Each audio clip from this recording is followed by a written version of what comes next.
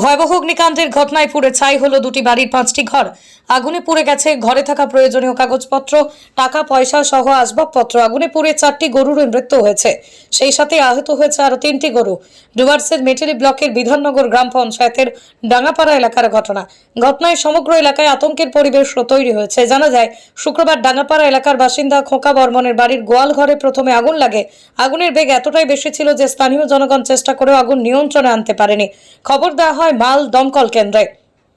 সেখান থেকে দুটি ইঞ্জিন এসে আগুন নিয়ন্ত্রণের চেষ্টা করে। দীর্ঘক্ষণের প্রচেষ্টায় আগুন নিয়ন্ত্রণে আনে দমকল কর্মীরা। এদিন এই ঘটনার খবর চাউর হতেই বহু মানুষের ভিড় হয় ডাঙ্গাপাড়া এলাকায়।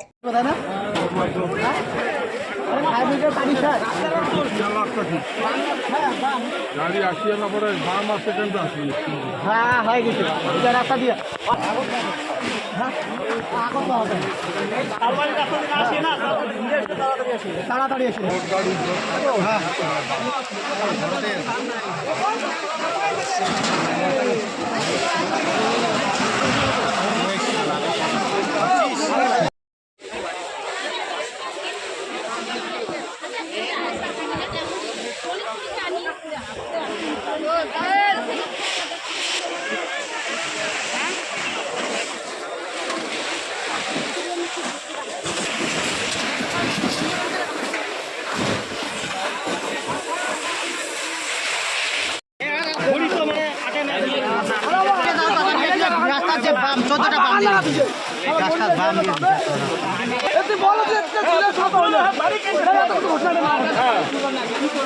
ভাই যাই না ভয় নাকি